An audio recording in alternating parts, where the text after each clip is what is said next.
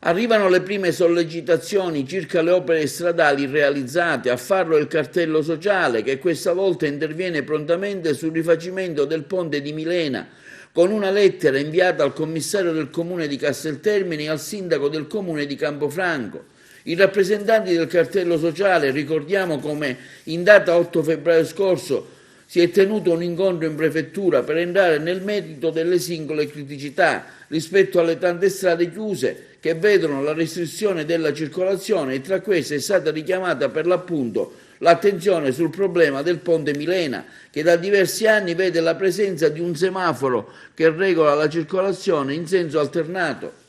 Il dirigente dell'ANAS Sicilia, ingegnere Valerio Mele, che ha comunicato ai presenti all'incontro che esiste un progetto per trovare la soluzione al problema esistente. Tuttavia, nel mese di aprile del 2018, a seguito delle scelte delle amministrazioni in carica in quel periodo che avrebbero rinunciato alla procedura d'urgenza, si è rimasti imbrigliati dalle procedure lunghe e farraginose. Alla data odierna si apprende, afferma il cartello sociale, che i lavori non possono iniziare perché il comune di Campofranco e il comune di Casteltermini non hanno risposto alle sollecitazioni dell'ANAS per il rilascio del parere di propria competenza.